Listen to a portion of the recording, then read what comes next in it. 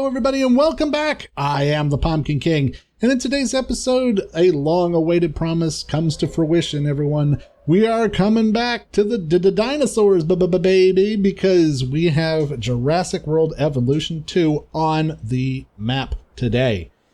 We're going to be starting our showcase series. This is going to be alternating with our pure imagination going forward. So let's go ahead and talk about our first park. Now, you guys, obviously, I had to do Pennsylvania first. I mean, come on. My head is a pumpkin. It's not rocket science to figure out which map is going to be my favorite. So, we built our first park on the Pennsylvania map, and we're going to be taking a quick tour of it today. Now, the first thing I did is we oriented the park so that as to incorporate the airport in the background here. Because, hey, use the background as much as possible. It's free. You don't have to sculpt it, and that's a good thing. We're going to start off by dropping in right here. We used the DFW rival point. I like the white and green pattern for this park, and I'm trying something different here.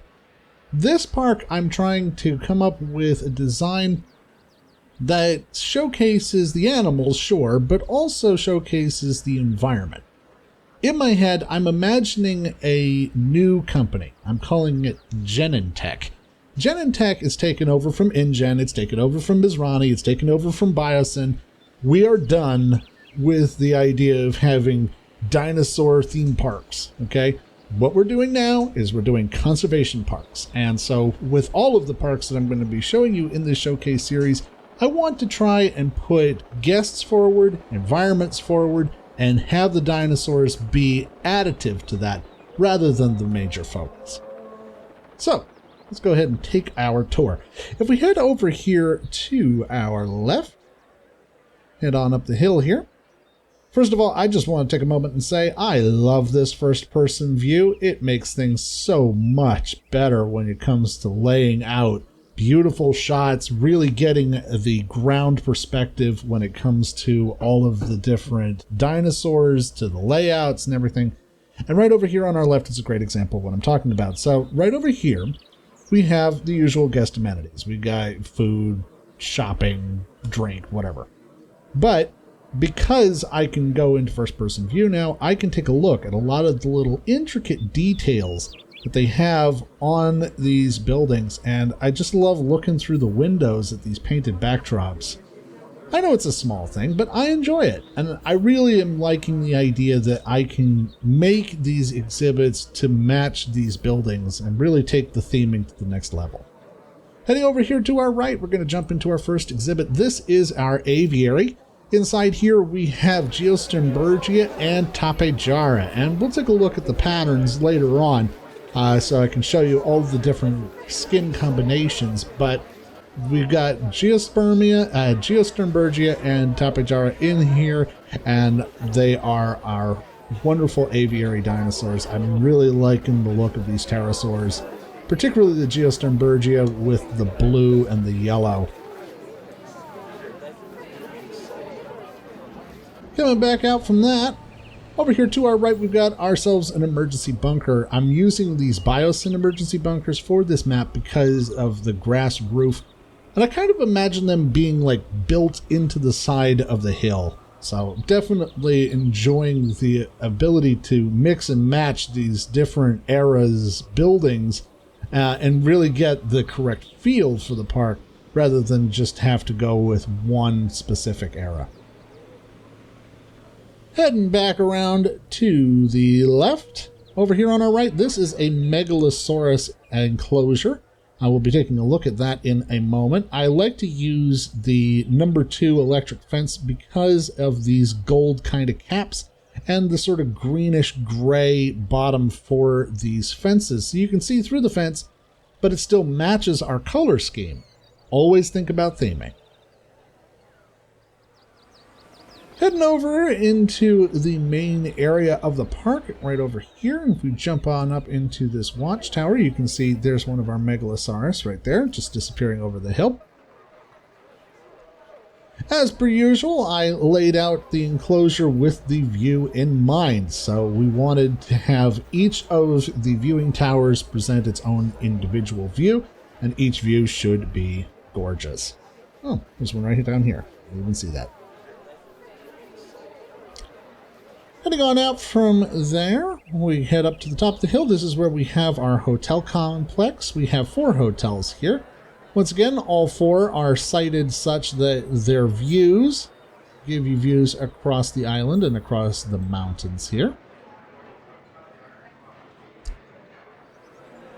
It's not an island, it's Pennsylvania. It's landlocked. So, across the park here. And we have our staff building in the middle. I really like the idea of using this Biosyn staff building as just a regular building. I like the look of it. I like the grass roof. I like the shape. I like the wood walls and everything. It's a fun little usable space. Plus, it comes with its own fountain and statue inside, so we don't even have to place that down. Win-win for me. Over here, there's another emergency bunker. We got 2 more hotels. But if we come around over here to the left, we come to our first true dinosaur exhibit. Inside this enclosure here, we've got Brachiosaurus, Parasaurolophus, and Gallimimus.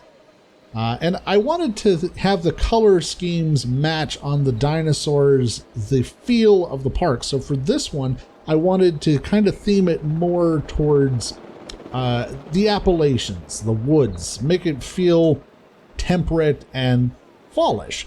So, for example, the Parasaurolophus, I used a lot of the colorations that make it seem like the rainbow trout. And again, I'll show you more about the colorations at the end of the video. We do have to keep moving along, though, because we've got a lot to see. Down here, as we travel down the path,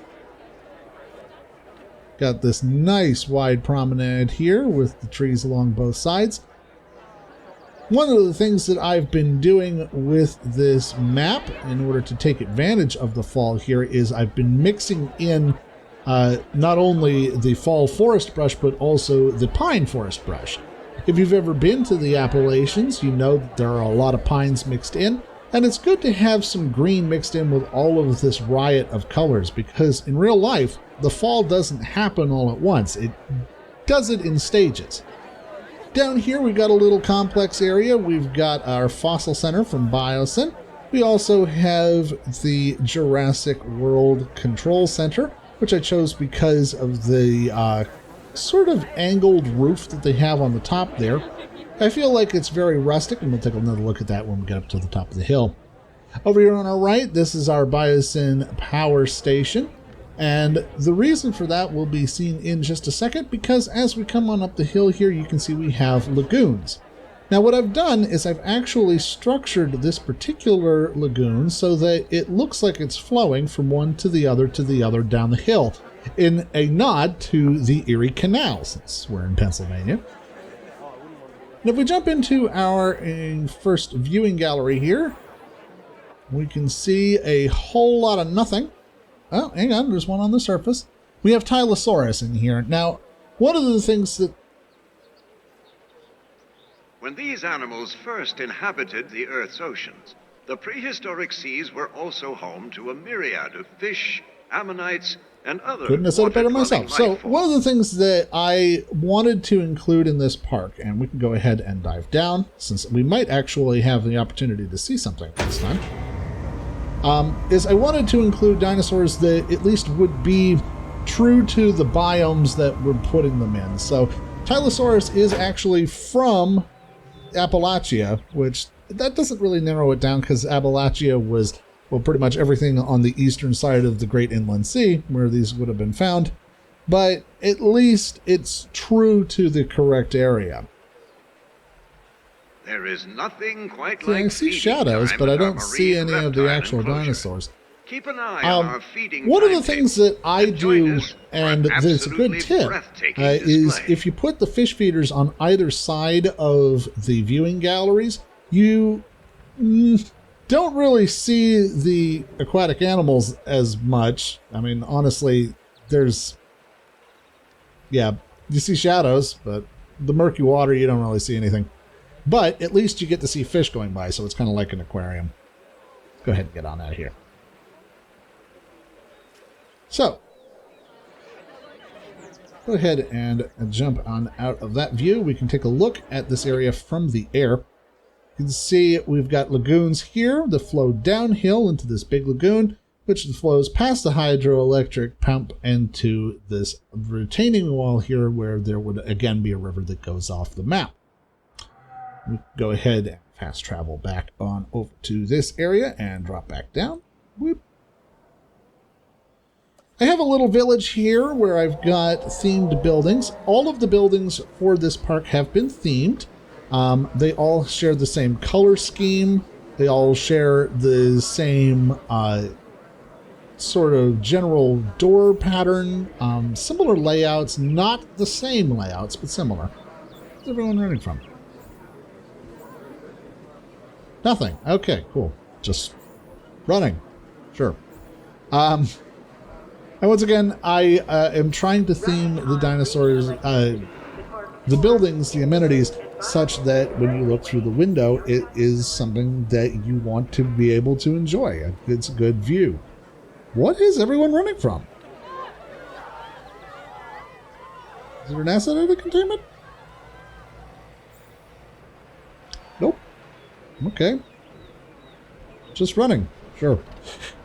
As we come around over here to our right, we're going to jump up into this viewing gallery here. You can see the park tour down below there. I used the terrain tool quite extensively with this map. I wanted to make sure that there was a lot of different changes in the elevation, and we'll see that more thoroughly when we take the park tour in just a moment. Before we do that, though, the monorail is leaving, so let's go ahead and hop on to the monorail. Whoop. We'll take a quickie tour on the monorail, and then we'll do the park tour. One of the other things I wanted to incorporate here is I wanted there to be changes in size for the monorail track. I didn't want it to just be the same uniform height all the way through.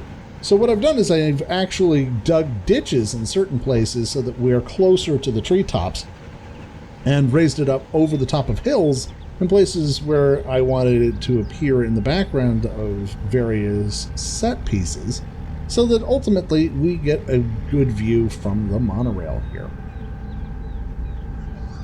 Also, it just makes it more fun, I think, because this way you get to have a more dynamic ride on the monorail.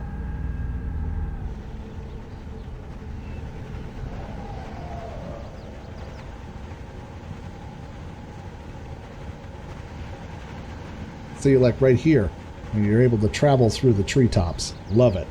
Chef's kiss.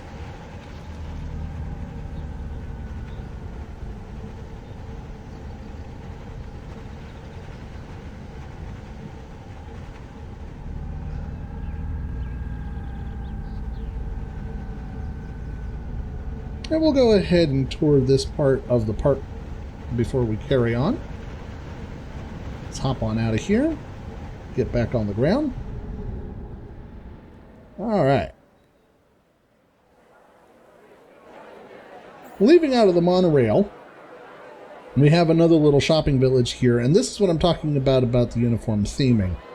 Because all of the three of these buildings are meant to look as if they're one building. And you have this wonderful little plaza here where you can sit down. There's a nice lake.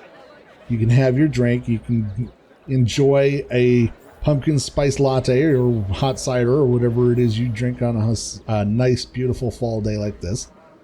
And I've got this little sitting area back here. One of the only things that I wish we had in this game that I've always wanted to have, and that is part of the reason that I go towards mods, I wish we had half walls. I wish we had the ability to lay out half walls the same way as we do with fences, so that we don't have to use up all of our declarations just to make barriers like this. But as we come around the corner here and head on up the hill, we have ourselves another of the DFW bathrooms. Once again, like the color scheme, theming, always theming. And coming up to the top of the hill, we've got ourselves a viewing gallery for our marine creatures here. We see anything on the surface? Oh, maybe. Yep, there we go. There's one. That's a plesiosaurus. Let's go ahead and get down.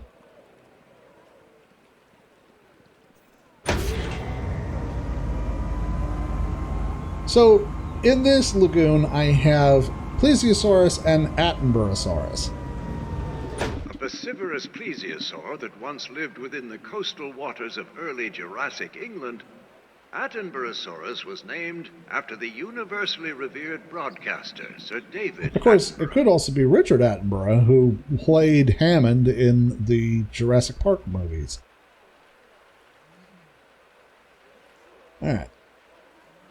So, yeah, I have Plesiosaurus and Attenborosaurus in the top lagoon as a nod to Champ, the Lake Champlain monster, who is supposedly the North American Nessie.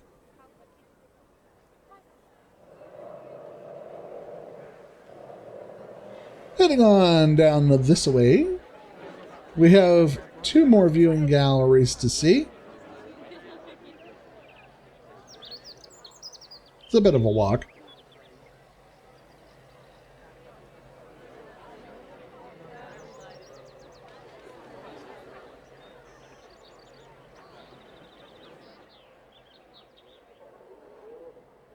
And here we go. You can see the Tylosaurus pretty well from this one. And what I've done is I've used the foliage in such a way as to make it seem as though it flows from one to the other rather than is just separate lagoons. So I'm trying to incorporate the lagoons into natural bodies of water, and I imagine that flowing downhill this way from this big lake at the top here. Coming out from that, we can go ahead and hop on up. And we'll go and ride on the park tour. Which, if we jump back down here, let's go ahead and get this going. Now, leaving out of the station here, over on our right, of course, we have the Megalosaurus. You can see one right here on our right here. Once regarded as the definitive prehistoric carnivore, Megalosaurus commanded the coastal chain of islands of Jurassic England, striking fear into its prey with a muscular frame and so sharp Megalosaurus curved on teeth. the right, and on our left, up over here, we've got a mixed exhibit with a Mamenchosaurus, Polacanthus, and Stygimoloch in this next enclosure here. I used the biosyn fences, invisible fences, so as to make it seem more like driving through a nature preserve rather than going to a zoo. I definitely like having the Stegosaurus is open one of the air world's kind of best feel. loved dinosaurs. This Jurassic herbivore possesses 2 rows of upright plates running from its neck all along its back. You can see our and down Stegosaurus towards right the here. spiked tail. In this enclosure, we have Stegosaurus and Archaeornithomimus.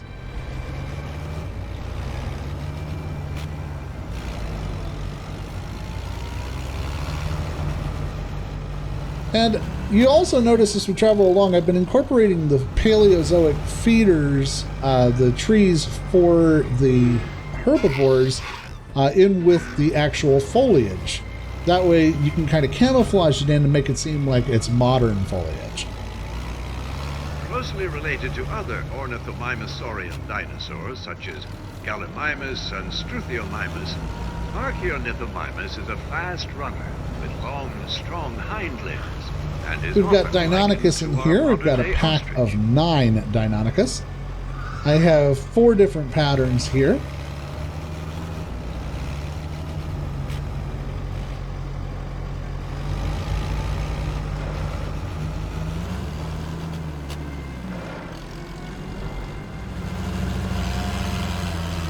One of the things that I've done and really tried to accentuate with this park is I want the landscape to be the main focus. So, We try to make I your actually visit to the went park through as this safe ride and memorable as possible. and set up However, each strong individual storms have been shot known to occur so here. that I So we could have measures in guarantee place to that it protect our actually guests in what is could the prove most to be picturesque I can dangerous set and it. unnerving conditions. Crossing out of the Stegosaurus exhibit once again, heading down the hill. Coming into our next enclosure, this is the Therizinosaurus. Inside here we have 3 Therizinosaurus. We've got the 2022 skin, as well as the Death Valley skin. And again, I'll show that when I take the look at the different Our animals have extremely patterns and delicate colors, diets in case that you all are require interested. Expert regulation. Please refrain from feeding our prehistoric animals. Here you can see our Therizinosaurus just hanging out over here.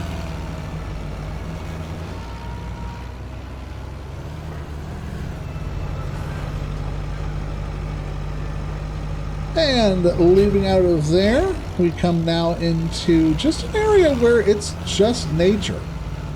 Again, I wanted the landscape to be the star here. I mean, you have all this vibrant foliage. It's the Appalachians. It's fall. It's beautiful. And our guests should be able to just kind of take it easy, Our feel the animals crisp do tend air, to and become enjoy quite themselves, agitated you when a know? large storm or So, tornado occurs, there are which 3 may ways to worry approach a or dinosaur distressing park, in my for some opinion. guests. You can have Please them try be dinosaur not to worry. forward, Our you can have park them be teams will guest be on forward, hand or to you deal can with have any them be animals exhibiting environment signs of forward. distress. And of course, in any park, you need to find a balance between those 3. Here, we definitely went much more landscape forward. And we'll be exploring some more options in future tours where I went more dinosaur guest forward too.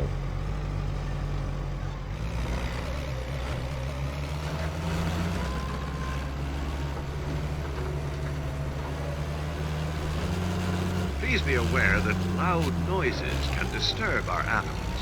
Please refrain from All right, making we can go any ahead and jump out sudden of that. sounds. Get back in the first person view. So we have this big hill. We're on top of this mountain pretty much. We've got an excellent view around to all of the other stuff around us.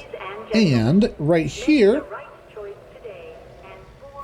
we've got the Biosyn Observatory. Now, I love this Biosyn Observatory. I absolutely love it because it allows me to have a nice wide vista.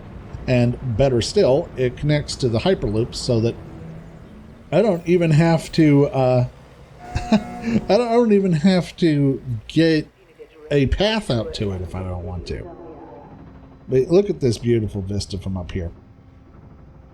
And here you get an excellent view over across the mountains and across the lagoons and down towards the airport, and it's absolutely beautiful. This actually reminds me a great deal of the watchtower that they have on top of Mount Greylock in Massachusetts, which, it's appropriate. It's a watchtower on top of a mountain in the Appalachians. If we get on out of here and we take a look at the map, we zoom on out, you can see this is how we have the animals laid out. The enclosures are large. They all have the invisible fences so that it feels like you flow from one to another. And of course, we have all of this empty space that we use just for the landscape, where we just let it shine. And that is going to be our first park. This is the Pennsylvania map. If you enjoyed today's episode, go ahead and hit that like button. For more Jurassic World Evolution content and more creative park building in the future, of course, you can subscribe. And if you'd like to support what we do, you can also find us on Patreon. Link is in the description. But until next time, I am the Pumpkin King, and I will see you next time.